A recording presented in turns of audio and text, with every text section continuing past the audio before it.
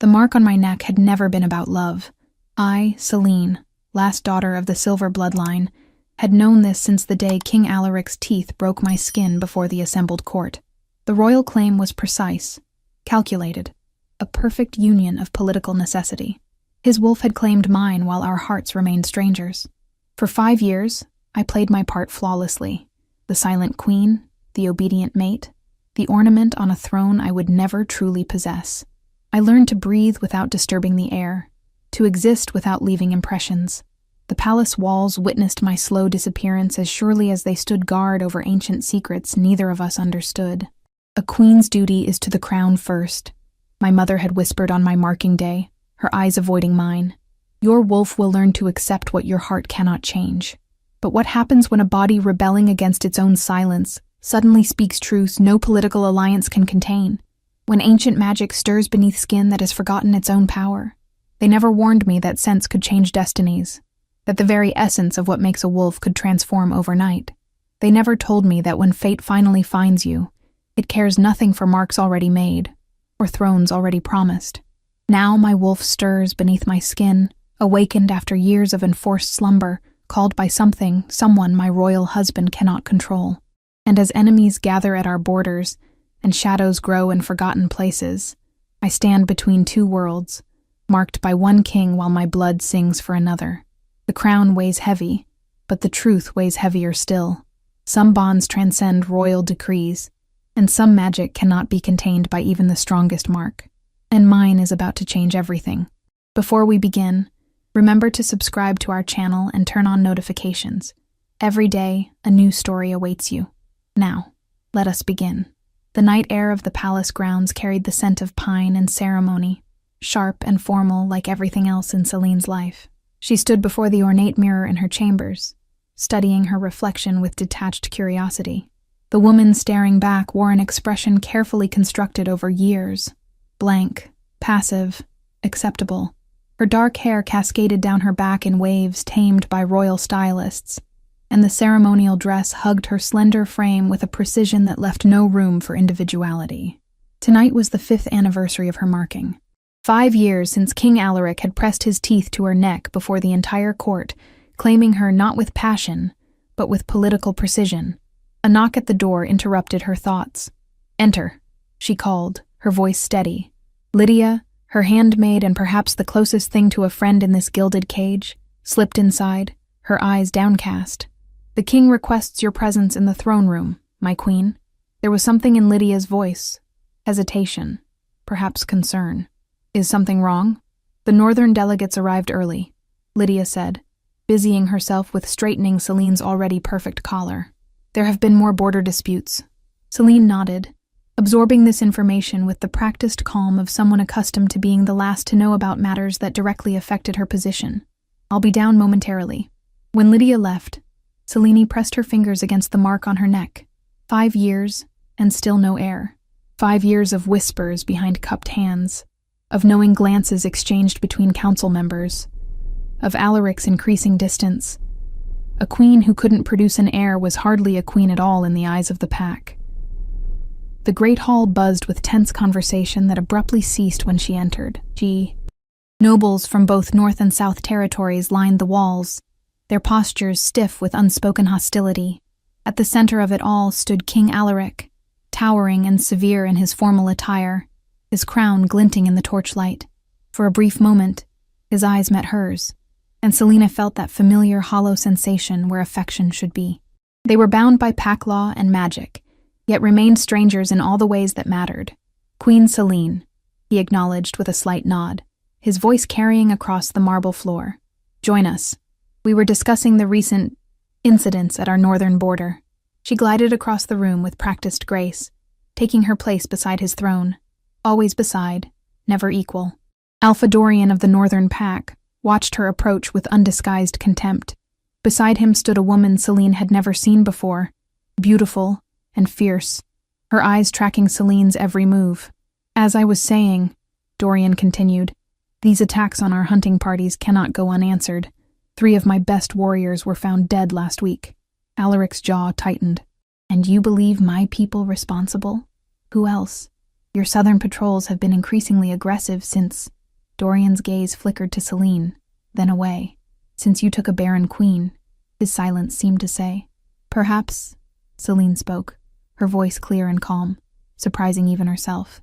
We might consider a neutral investigation. Both packs could appoint representatives to determine the facts before accusations escalate. The room fell silent. She rarely spoke during these councils, had been trained not to unless directly addressed. Alaric's hand tightened almost imperceptibly on the armrest of his throne. An interesting suggestion, he said finally, though his tone carried warning. But I wonder, Alpha Dorian, why you would bring your mistress to a formal diplomatic meeting. The woman beside Dorian stiffened. I am no mistress, she said, her accent thick with northern intonation. I am Kira, appointed Hunter General of the Northern Territories. A female Hunter General? One of Alaric's advisors scoffed. The North truly has strange customs. Strange? Kira's eyes flashed with golden anger. Or simply progressive. Your queen speaks wisdom about the investigation, yet you look at her as though she's overstepped.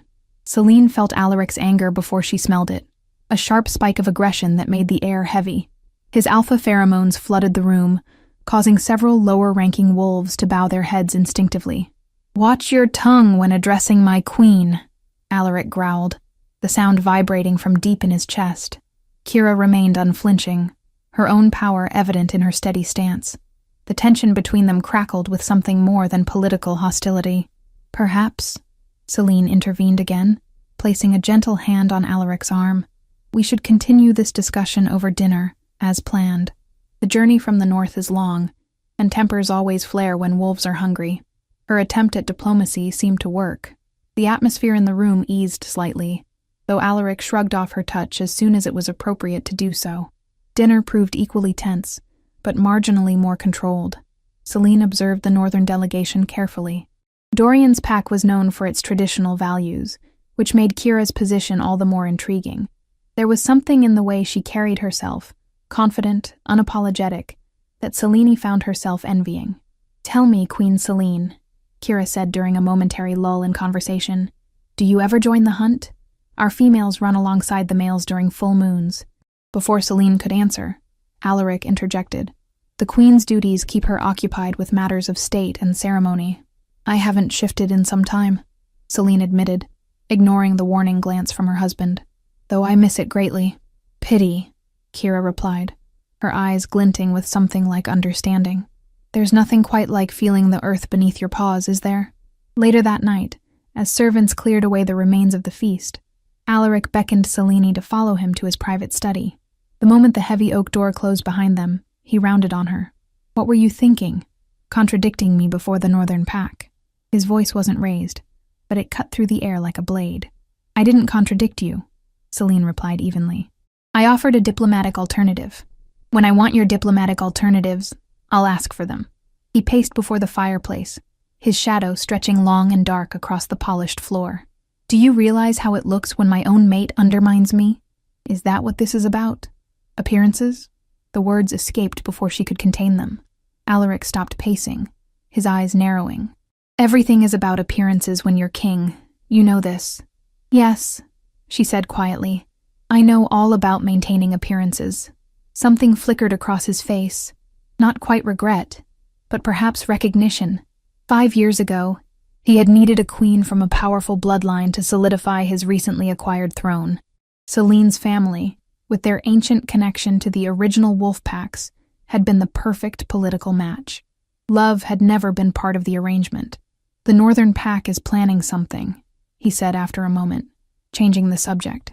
Dorian doesn't bring his best warrior to a peace talk unless he's assessing our strengths, or unless he fears for his safety, Celine suggested. The attacks he mentioned were not by my people. Alaric's voice was firm. We've maintained strict border patrols since the last treaty. No southern wolf would dare hunt in northern territory without my explicit permission. Then who? Celine frowned. Rogues? Perhaps. He looked troubled, running a hand through his dark hair. Or perhaps Dorian's own people, giving him the excuse he needs to break the treaty that had been sealed with her marking. The thought hung unspoken between them. I'll increase security during their stay, Alaric continued. And I want you to keep your distance from that Hunter General. There's something unsettling about her. Celine nodded, though privately she disagreed. What she found unsettling was the strange sense of familiarity she'd felt watching Kira, as though glimpsing a version of herself that might have existed in another life, unfettered by royal expectations. Later that night, alone in her chambers, Celine felt the first stirrings of something unusual, a warmth that started at the base of her spine and slowly spread through her body. She dismissed it as stress from the evening's events and prepared for bed, but as moonlight streamed through her windows, the sensation intensified. Her skin felt too tight, her senses sharper than they'd been in years, and beneath it all was a scent, her own, but somehow different, wilder, more potent. Alarmed, she pressed her face to the mirror, examining her reflection. Her eyes, normally a deep brown, now shimmered with flecks of gold, the mark of a wolf close to shifting. Impossible, she whispered to the empty room. She hadn't felt the call to shift since her marking ceremony. Alaric had explained it as normal for marked mates, especially those with her particular lineage. The royal magic suppressed certain wolf instincts to ensure focus on royal duties. Yet here was her wolf, stirring beneath her skin with an insistence she hadn't felt in years. A sudden knock at her door made her jump. She quickly composed herself, wrapping a robe around her nightgown. Yes? The door opened to reveal Alaric, his expression uncharacteristically unsettled. He entered without waiting for permission, his nostrils flaring as he scented the air. "What is happening to you?" he demanded, closing the distance between them in 2 long strides. "I don't know," she admitted, fighting the urge to step away from him. "I was preparing for bed when—" He gripped her shoulders, drawing her closer and inhaling deeply near her neck. His pupils dilated instantly, his body going rigid. "Your scent," he growled, his voice dropping to a dangerous octave. "It's changing." Fear fluttered in Celine's chest. "Is something wrong with me?" Instead of answering, Alaric stepped back, his expression a storm of confusion, and something else, something primal and unrestrained that she'd never seen directed at her before. His wolf, always so carefully controlled, seemed suddenly close to the surface. "Alaric?" "Stay in your chambers," he ordered, moving toward the door with strange urgency. "Do not leave until I return." And then he was gone, leaving Celine alone with her racing heart and the inexplicable sensation that something fundamental had just shifted between them, something that had nothing to do with politics or crowns, and everything to do with the wild magic of wolves that no royal decree could fully tame.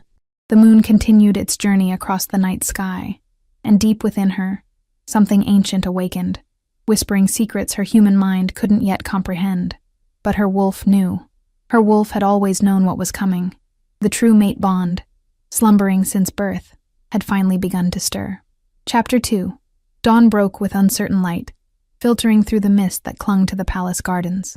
Celine had not slept. How could she, when her body felt like a battleground of unfamiliar sensations? She paced her chambers, alternating between feverish heat and chilling clarity. Several times during the night, she'd caught herself moving toward the door, drawn by an inexplicable urge to seek out someone. Alaric had not returned. A soft knock interrupted her thoughts. "Enter," she called, hastily straightening her disheveled nightgown. Lydia appeared, carrying a breakfast tray. Her eyes widened as she took in Selina's appearance. "My queen, are you unwell?" She set down the tray and rushed forward, pressing a hand to Celine's forehead. "You're burning up."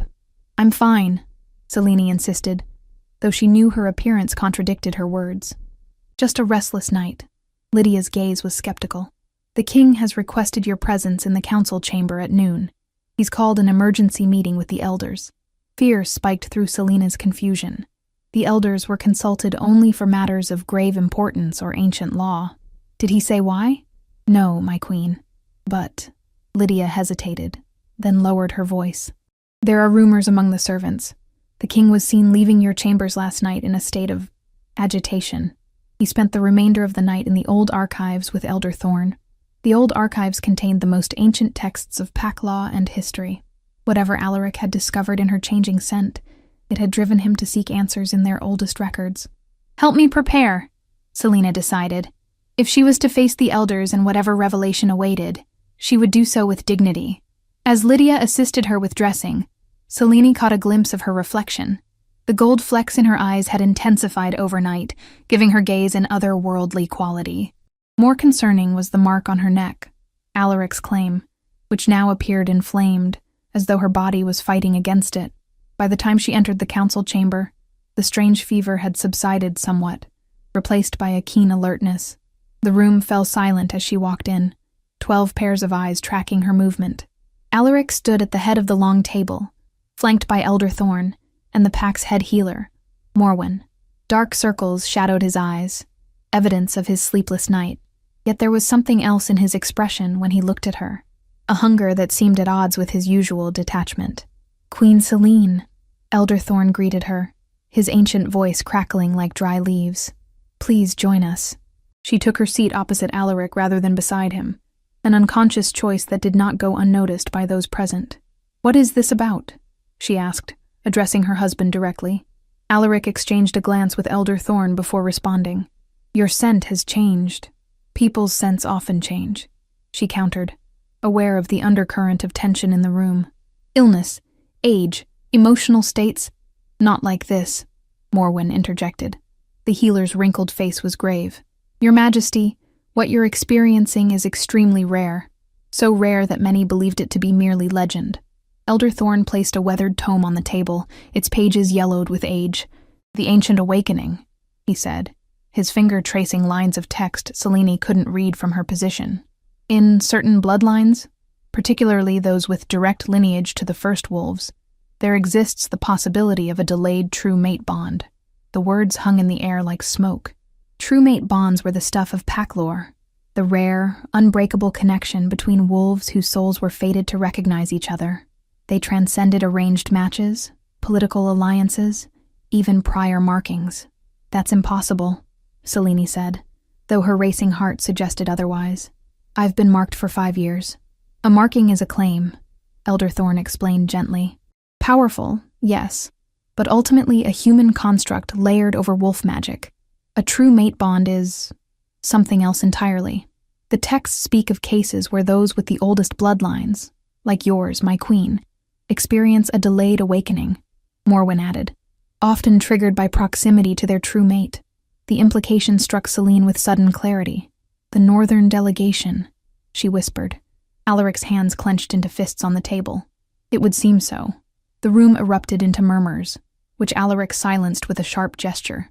"If this is true," he said, his voice carefully controlled, "it presents a significant complication. The political implications alone—" "Political implications?"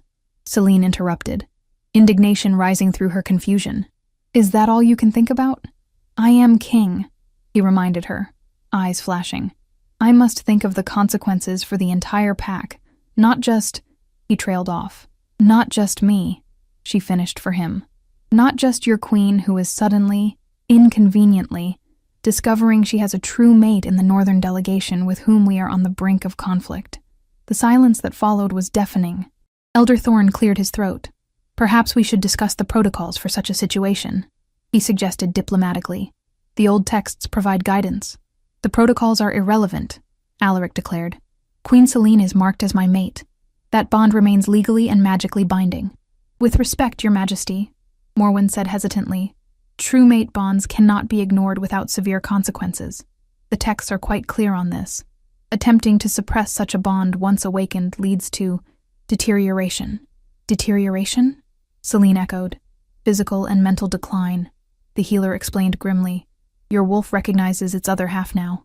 Denying that recognition is like denying part of yourself." Alaric stood abruptly, his chair scraping against the stone floor. "We need more time to research this properly. Until then, Queen Selene will limit her contact with the Northern Delegation." "And how do you propose we do that?" Selene challenged, rising to match his stance. "They're here as our guests for the next 2 weeks. "We'll accelerate the negotiations," he replied tersely. "Conclude them within 3 days.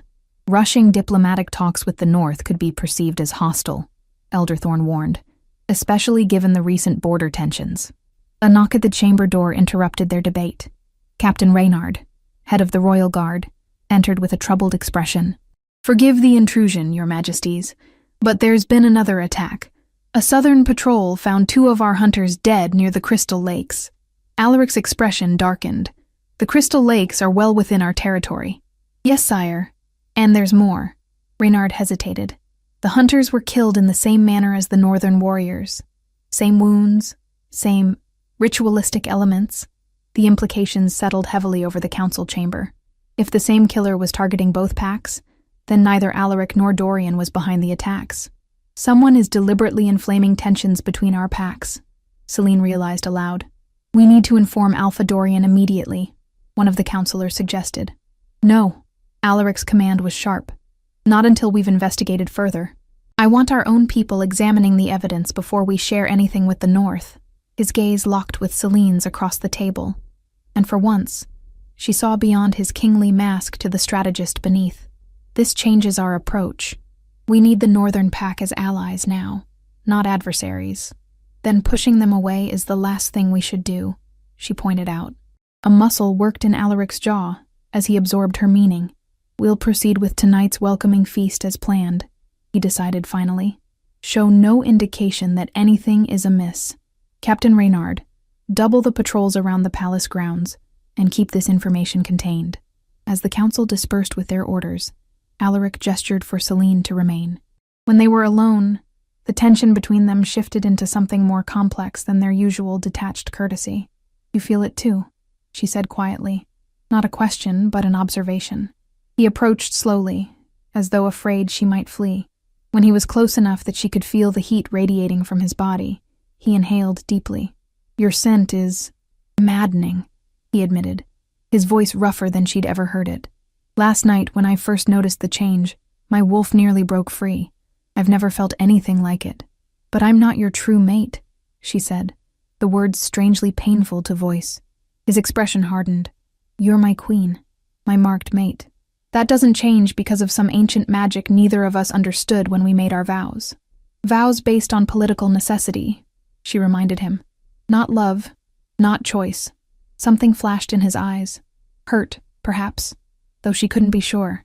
In 5 years of marriage, she'd never seen him truly vulnerable. That doesn't make them less binding, he insisted. We have a responsibility to our pack, to the alliance our union represents. And what of our responsibility to ourselves? She countered. To our wolves? He had no answer for that, at least none he was willing to give. Instead, he stepped back, reinstating the careful distance they'd maintained for years. Until we know exactly what we're dealing with, I need you to be cautious around the northern wolves, particularly the hunter general. Celine frowned. Kira, you think she might be... I don't know, he admitted, but your reaction to her was noticeable. Had it been? Celine searched her memory of the previous evening.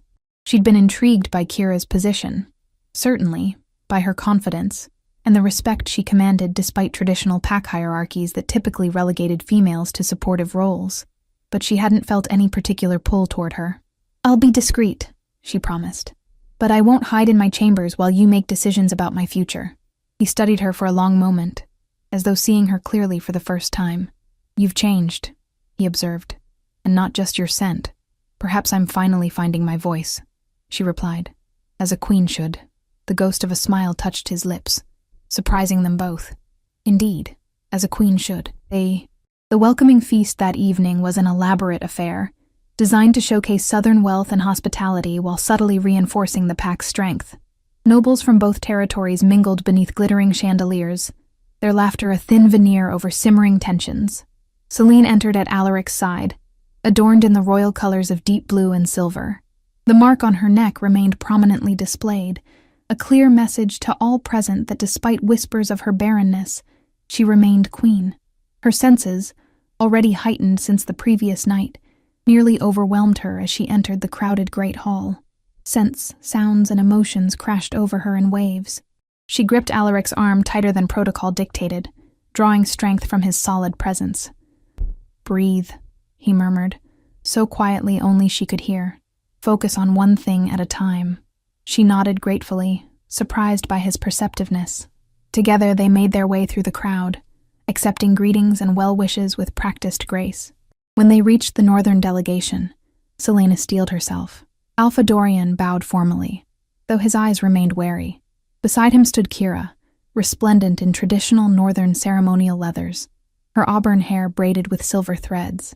As they exchanged pleasantries, Celine carefully monitored her reactions. Nothing about Dorian stirred her wolf. And while she admired Kira's poise, she felt no pull stronger than respect for a fellow female in a position of power. Perhaps the elders were wrong.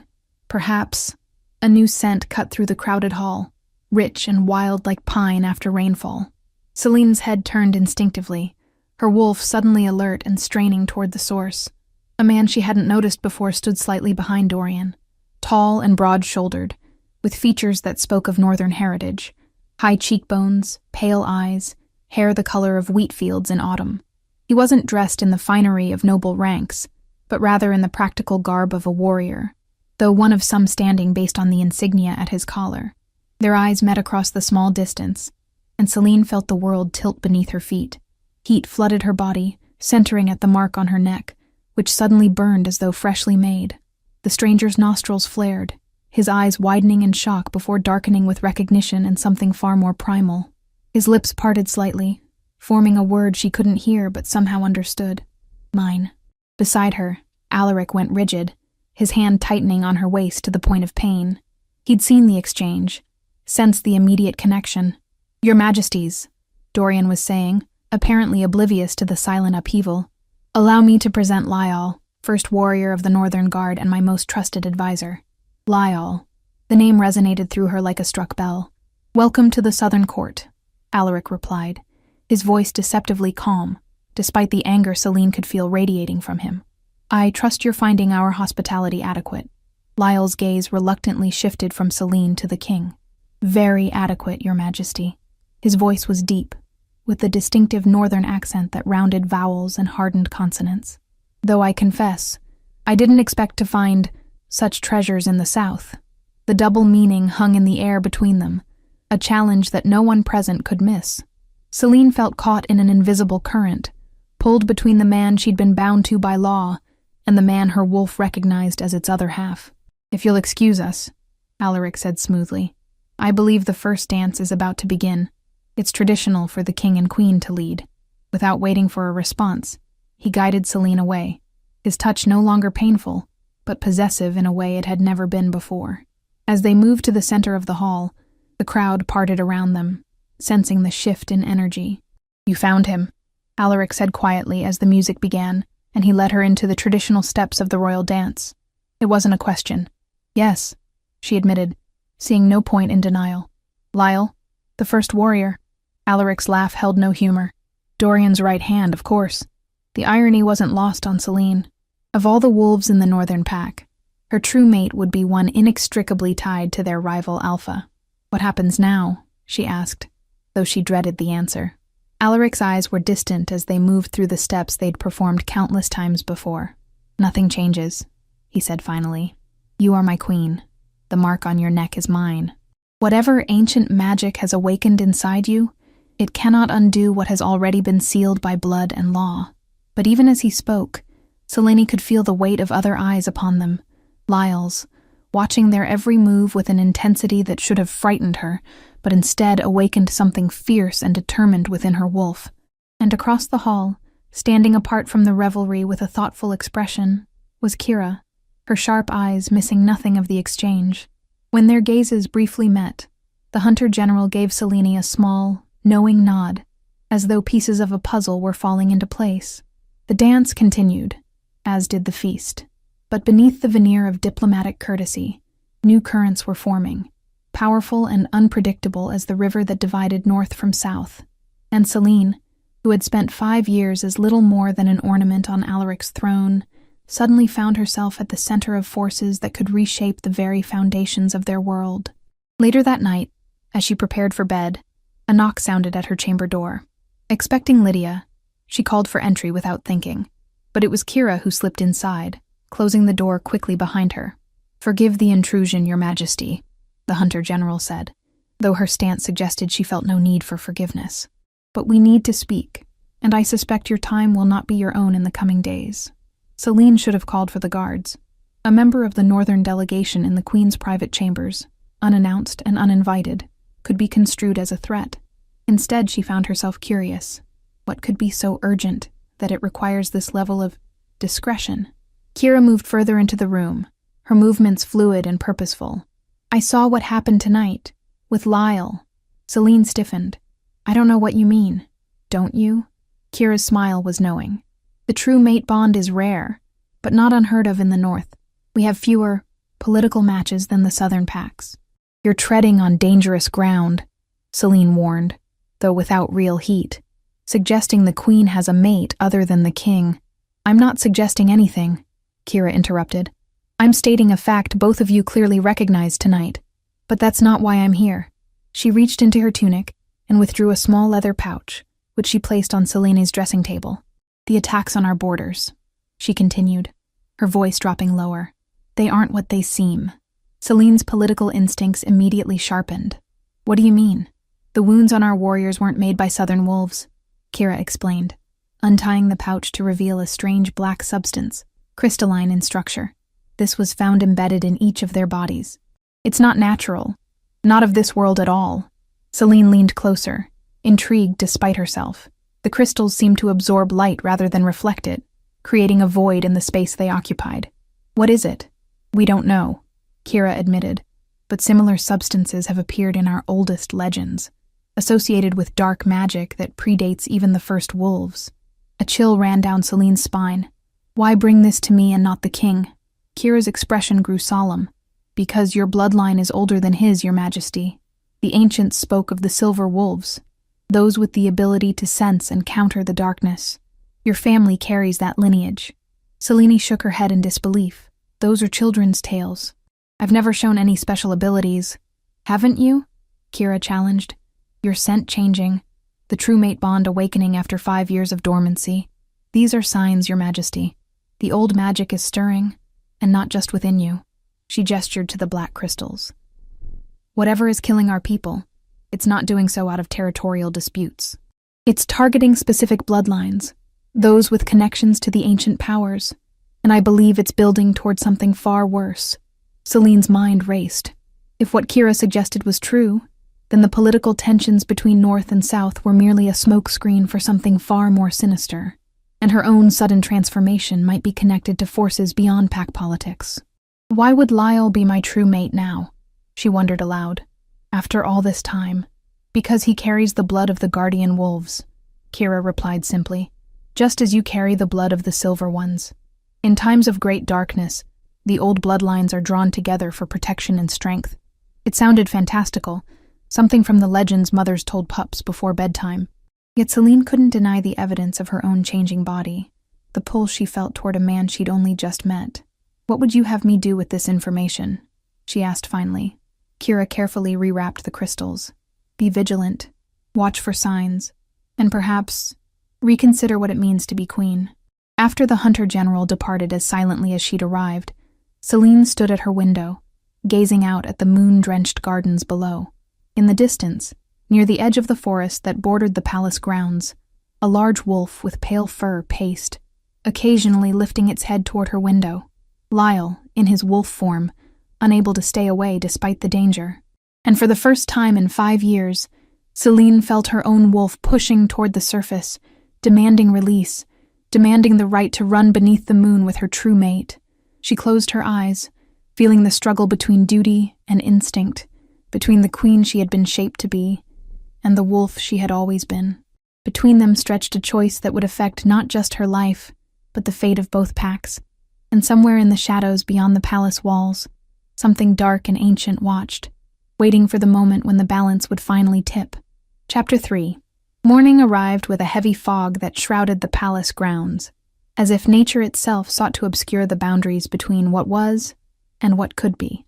Celine woke to find Alaric seated at the foot of her bed, his posture rigid with contained energy. "You were restless in your sleep," he said without preamble, calling out. Celine sat up slowly, memories of her dreams flooding back, running through moonlit forests, a pale wolf at her side, their paths weaving together in perfect synchronicity. She'd felt more alive in those dreams than she had in years of waking. "Was I?" she asked, careful to keep her expression neutral. "I don't remember." Alaric's eyes narrowed, clearly disbelieving. "The council has been in session since dawn. There's been another attack." Cold dread settled in Celine's stomach. "Where?" "Inside our own walls. A guard was found dead at the eastern perimeter just before sunrise. His jaw tightened. The killing method matches the others. Kira's warnings echoed in Celine's mind.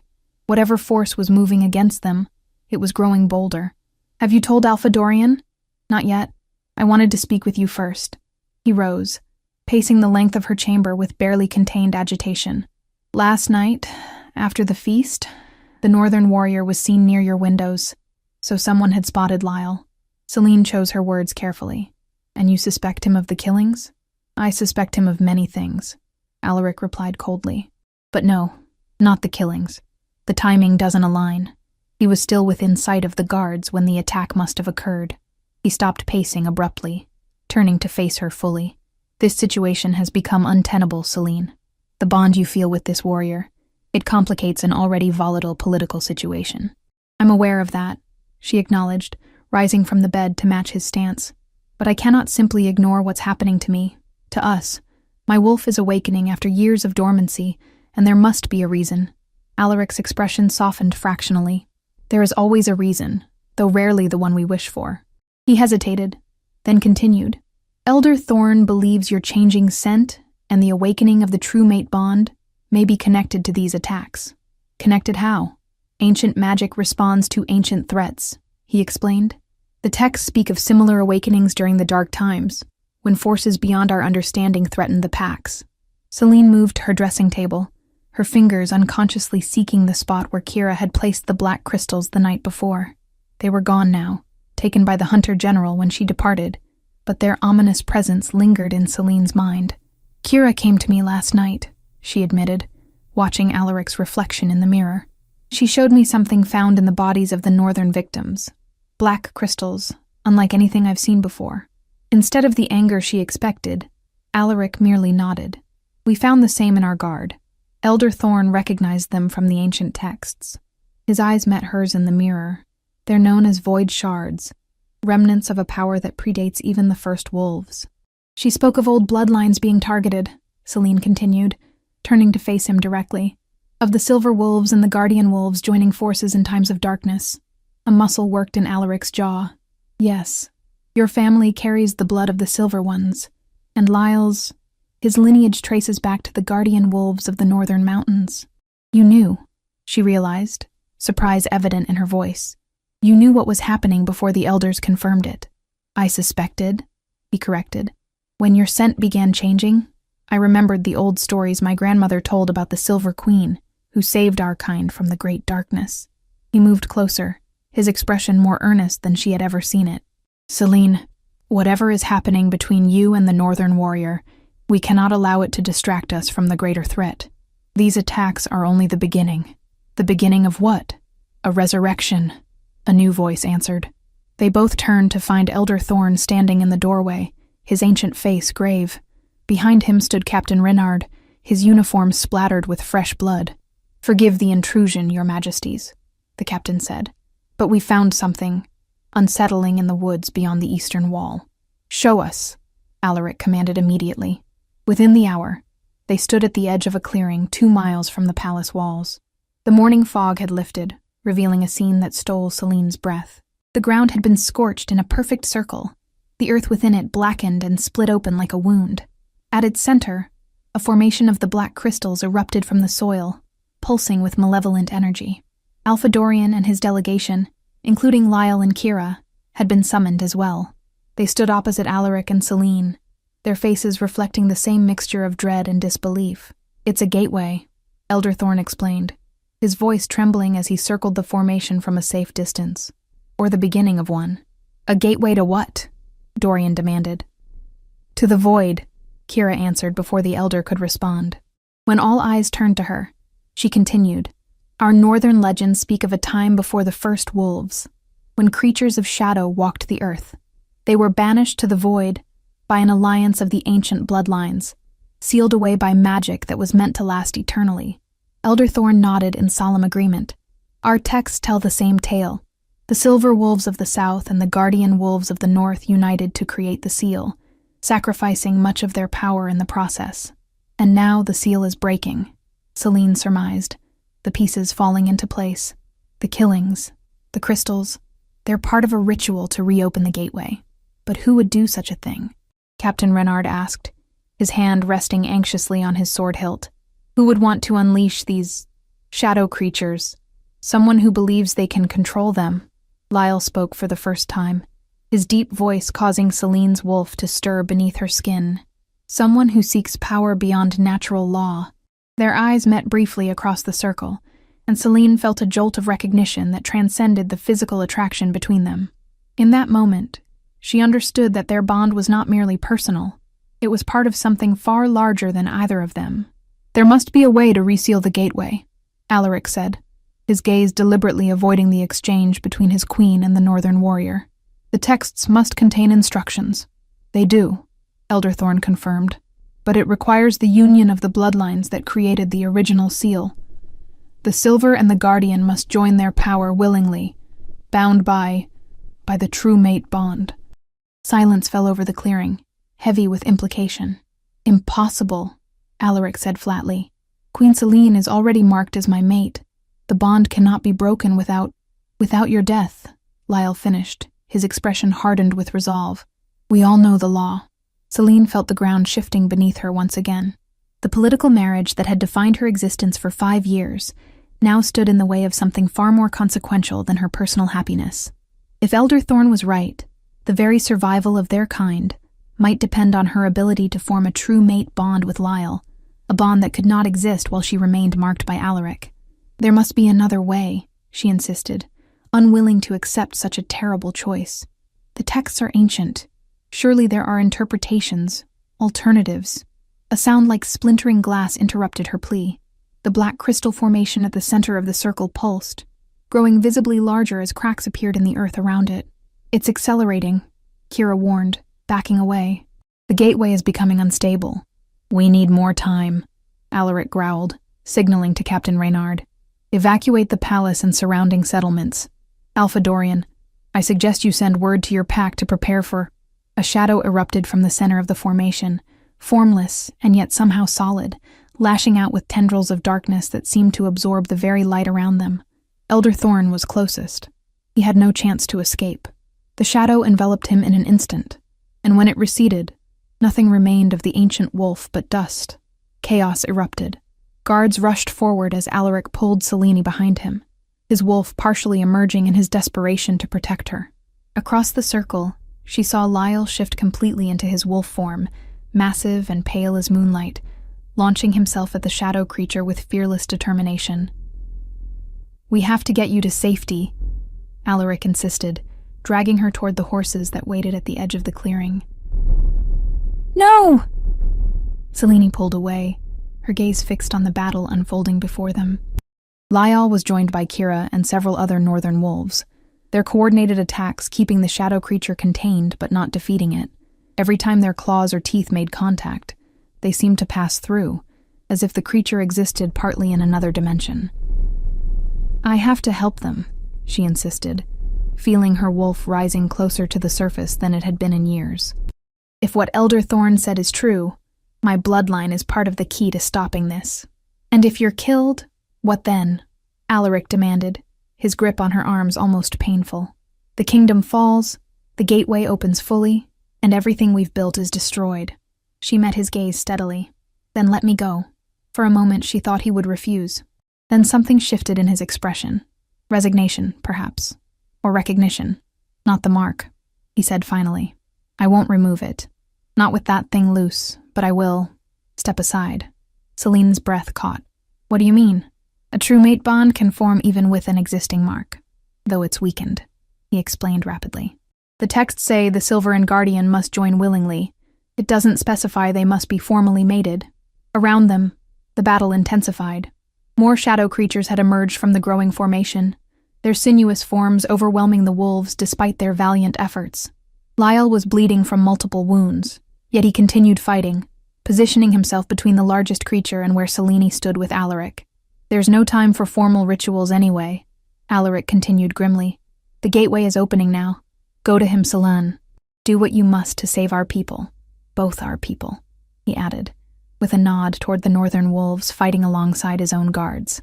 The generosity of his gesture wasn't lost on her. Even now, with his kingdom crumbling, and his mate running toward another. Alaric remained a king first, placing the welfare of his pack above his own desires. "I'll come back," she promised, though they both knew the future was far from certain. He managed a tight smile. "Just come back alive." Selene ran toward the center of the chaos, her body changing as she moved. The shift came easier than she expected after so many years, her wolf rising to the surface with joyous freedom. Her silver-gray fur caught the sunlight as she launched herself into the fray, instinct guiding her directly toward Lyle. He sensed her approach, turning just as she reached him. Their eyes met, wolf to wolf, and the world seemed to still despite the battle raging around them. Something ancient and powerful passed between them, a recognition that transcended the physical realm. Together, they turned toward the largest shadow creature, moving in perfect synchronicity. Where Lyle attacked with raw power, Selene darted with precision, her smaller form finding vulnerabilities the larger wolf couldn't reach, and where her attacks seemed to glance off the creature's formless body, his found purchase, as though their combined efforts created a whole greater than its parts. The shadow shrieked, a sound that existed more in their minds than in the air, and recoiled. Encouraged, they pressed their advantage, driving it back toward the crystal formation from which it had emerged. Around them, the other wolves followed their lead, coordinating their attacks to herd the smaller creatures toward the gateway. Selene caught glimpses of Kira directing northern warriors, of Captain Renard and his southern guards protecting each other regardless of territory, and somewhere at the edge of the clearing, Alaric and Dorian stood side by side, historical enemies united against a common threat. As they pushed the creatures back toward the gateway, Selene felt something stirring within her, a power she had never known she possessed. Silver light began to emanate from her fur, growing brighter with each passing moment. Beside her, Lyle's form took on a similar glow, golden and warm like sunlight. The shadow creatures recoiled from their combined light, shrinking back toward the crystal formation, but the gateway continued to widen, the earth trembling beneath their paws. Instinct guided Selene forward, positioning herself directly before the growing portal. Lyle moved beside her, his larger form pressing against hers in silent support. The contact between them intensified the light, creating a barrier between the shadow world and their own. But it wasn't enough. The portal continued to expand, the shadow creatures pushing against their light with increasing strength. Selene felt her power waning, her body trembling with the effort of maintaining the barrier. Then, unexpectedly, Alaric stepped forward. In his human form, he approached the struggling wolves, his expression resolute. Without hesitation, he placed his hand on the mark he had left on Selene's neck 5 years before. "By my will, as Alpha and King," he intoned, his voice carrying power that transcended the physical realm. "I release this bond. Let what was joined by law be severed by choice, that a greater bond may form in its place." Pain lanced through Selene as the marking bond dissolved, leaving her momentarily vulnerable. In that instant, the shadow creatures surged forward, sensing weakness. But before they could breach the barrier, Lyle pressed closer, his golden light enveloping her completely. The true mate bond, no longer hindered by Alaric's mark, flared to life between them with an intensity that took Selene's breath away. Their separate lights merged into a blinding radiance that pushed back the shadows, forcing them into the portal from which they had emerged. The crystal formation began to fracture, its dark energy destabilizing under the assault of their combined power. Selene felt knowledge flowing into her mind, ancient memories carried in her bloodline, awakened by the true bond and Alaric's sacrifice. Without shifting back to human form, she began to move in a pattern around the portal, her paws tracing symbols in the scorched earth. Lyle followed her lead, his movements mirroring hers on the opposite side of the circle.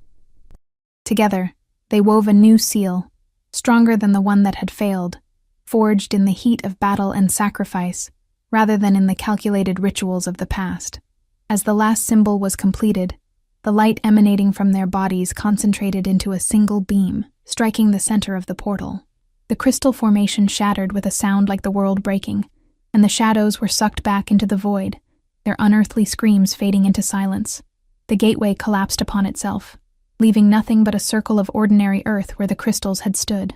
The sudden absence of their enemy left an eerie quiet in its wake, broken only by the labored breathing of the wolves who had survived the battle. Slowly, Selene shifted back to her human form, her body trembling with exhaustion. Beside her, Lyle did the same, reaching out to steady her as she swayed on her feet. "You're injured," he said, his voice rough with concern, as he noted the blood staining her torn clothing. "It's nothing," she assured him, though her body protested otherwise. "The seal, did it work?" Before he could answer, Alaric approached them, his own wounds evidence of his participation in the battle. "The gateway is closed," he confirmed, his eyes moving between them with a mixture of emotions too complex to name. "The elders who survived believe it will hold, at least for our lifetime." "And after that?" Celine asked, acutely aware of Lyle's hand still supporting her. "After that," Alaric said with surprising gentleness, "it will be the responsibility of those who come after us. Perhaps," he paused, his gaze dropping briefly to her abdomen, before returning to her face with meaning. "Perhaps your children." The implications of his words hung in the air between them. Without his mark, Celine was free to fully bond with Lyle, to create a family that would carry the combined bloodlines of Silver and Guardian, children who would inherit the responsibility of maintaining the seal against future threats. "What happens now?" she asked, looking between the two men who represented such different paths in her life. Alaric straightened, resuming the mantle of kingship that he wore so naturally. "Now we rebuild. Both packs have suffered losses, but perhaps in working together to contain this threat, we've found the beginnings of true alliance." Alpha Dorian approached, nodding in cautious agreement. "My warriors fought alongside yours with honor. That is not something easily forgotten." "And the Queen?" Kira asked, joining them with her characteristic directness. "What becomes of her status now that the marking bond is broken?" All eyes turned to Celine, waiting for her answer. For 5 years, she had been queen by virtue of Alaric's mark and the political necessity it represented. Without that bond, her position was uncertain, as was her future. "I believe," Alaric said carefully, "that matter is best discussed after we've tended our wounded and honored our dead. For now, let us focus on what we've accomplished together rather than what divides us." It was a diplomatic answer, buying time for more private negotiations. But as they made their way back toward the palace, Celine found herself walking beside Lyle, their hands occasionally brushing in a way that sent ripples of awareness through her newly awakened senses. "I've waited my entire life to find you," he said softly, his words meant for her alone. "I had almost given up hope." "And now?" she asked, equally quiet. His smile was warm, full of promise. "Now we have time to discover what this bond truly means. Not just for us, but for both our packs." The future remained uncertain. There would be complex negotiations between North and South, decisions about her role and status, challenges to overcome. But for the first time in years, Selena felt the weight of expectation lifting from her shoulders, replaced by possibility. Her scent had changed everything, awakening not only the true mate bond that had lain dormant within her, but also the ancient power of her bloodline. What had begun as a political mark of ownership had transformed into something far more significant, a choice, freely made to stand between darkness and light. As they crossed the threshold of the palace, Selene caught Alaric watching them, his expression unreadable. When their eyes met, he inclined his head slightly, not a king acknowledging his queen, but a wolf recognizing the path another must take. The mark on her neck had faded completely, leaving unmarred skin where his claim had once been. Soon, if she chose it, a new mark would take its place. One born not of political necessity, but of a bond as old as the wolves themselves. For now, however, she would savor this moment of freedom, this breath between what had been and what could be. Her hand found Lyle's, fingers intertwining with a certainty that transcended the chaos of recent events. Her scent had changed everything, and in that change, she had found not just her true mate, but her true self. 6 moons had passed since the battle at the gateway. Spring had surrendered to summer, and now autumn painted the landscape in rich golds and reds. The palace gardens, once meticulously manicured into rigid southern formality, now incorporated elements of northern wildness, an outward symbol of the changes that had transformed both packs. Selene stood on her private balcony, watching the sunset bathe the mountains in amber light. Her hand rested lightly on her growing belly, feeling the occasional movement of the life within. A child of both Silver and Guardian bloodlines, the first in centuries. "They're waiting for you," Lyle said, appearing in the doorway behind her. The formal northern leathers he wore marked the importance of the occasion, though his eyes remained warm and intimate when they fell upon her. "Let them wait a moment longer," she replied, extending her hand toward him. "Come see the sunset with me." He joined her at the railing, his arms sliding naturally around her waist. After months together, their bond had deepened beyond the initial rush of recognition into something steady and nurturing. Each day brought new discoveries, not just about each other, but about the ancient magic they now carried as stewards rather than servants. "Are you nervous?" he asked, his thumb tracing circles against her side. "A little," she admitted. "It's not every day one attends a coronation as both former and future queen." The political solution that had emerged from weeks of delicate negotiation had surprised everyone. Alaric would remain king of the Southern Territories, while Dorian maintained leadership of the North. But a new position had been created, High Queen of the United Pax, with authority that transcended territorial boundaries. Tonight, in a ceremony witnessed by nobles from both packs, Selene would accept this role, with Lyle as her consort. The child she carried would someday inherit not just the ancient bloodlines, but the responsibility of maintaining the alliance their parents had forged. "Alaric seems different lately," Lyle observed, following her gaze to where the Southern King stood in the courtyard below, deep in conversation with Kira. "Less rigid." Selene smiled, watching the subtle body language between the pair. "The Northern Hunter General has that effect on people. She challenges his assumptions at every turn." "You think they might?" Lyle left the question unfinished. "Perhaps. It wouldn't be the first unexpected bond to form between our packs." She turned to face him fully. "Are you jealous?" His laugh was warm and genuine. "Of Alaric? Never. He gave up his claim on you for the good of both our peoples. I respect him for that, even as I thank the ancient spirits every day that you're mine." "And I thank them that you're mine," she replied, rising on her toes to press a kiss to his lips. The mark on her neck, his mark, freely chosen, tingled pleasantly at the contact. A knock at the chamber door announced Lydia's arrival. "It's time, Your Majesty," the handmaid called. "The ceremony is about to begin." Together, they made their way through the palace corridors, where Southern and Northern guards stood side by side in a visible representation of their new unity. The great hall had been transformed for the occasion, ancient symbols of both territories intertwined in the decorations that adorned the walls. At the entrance, they paused. Beyond those doors waited their future, not just as mates, but as leaders of a new era. The weight of responsibility should have been crushing, yet Selene felt only a quiet certainty. "Ready?"